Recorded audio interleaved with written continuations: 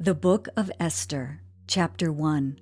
Now it came to pass in the days of Ahasuerus, this was the Ahasuerus who reigned over 127 provinces, from India to Ethiopia. In those days when King Ahasuerus sat on the throne of his kingdom, which was in Shoshan the citadel, that in the 3rd year of his reign he made a feast for all his officials and servants, the powers of Persia and Media, the nobles, and the princes of the provinces being before him, when he showed the riches of his glorious kingdom and the splendor of his excellent majesty for many days, 180 days in all. And when these days were completed, the king made a feast lasting 7 days for all the people who were present in Shoshan the citadel, from great to small, in the court of the garden of the king's palace. There were white and blue linen curtains fastened with cords of fine linen and purple, on silver rods and marble pillars, and the couches were of gold and silver on a mosaic pavement of alabaster, turquoise, and white and black marble. And they served drinks in golden vessels, each vessel being different from the other, with royal wine in abundance, according to the generosity of the king. In accordance with the law, the drinking was not compulsory, for so the king had ordered all the officers of his household, that they should do according to each man's pleasure. Queen Vashti also made a feast for the women in the royal palace which belonged to King Ahasuerus.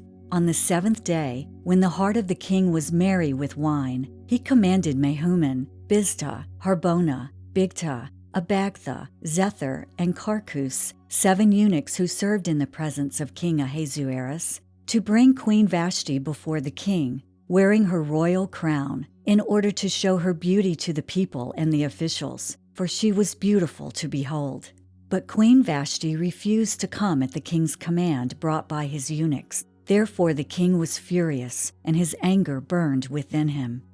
Then the king said to the wise men who understood the times, for this was the king's manner toward all who knew law and justice, those closest to him being Karshana, Shethar, Admatha, Tarshish, Merez, Marsanah, and Memucan, the 7 princes of Persia and Media, who had access to the king's presence, and who ranked highest in the kingdom. What shall we do to Queen Vashti according to law, because she did not obey the command of King Ahasuerus, brought to her by the eunuchs? And Memucan answered before the king and the princes, Queen Vashti has not only wronged the king, but also all the princes and all the people who are in all the provinces of King Ahasuerus. For the queen's behavior will become known to all women, so that they will despise their husbands in their eyes, when they report, King Ahasuerus commanded Queen Vashti to be brought in before him, but she did not come. This very day the noble ladies of Persia and Media will say to all the king's officials that they have heard of the behavior of the queen.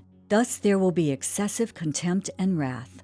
If it pleases the king, let a royal decree go out from him, and let it be recorded in the laws of the Persians and the Medes, so that it will not be altered, that Vashti shall come no more before King Ahasuerus, and let the king give her royal position to another who is better than she.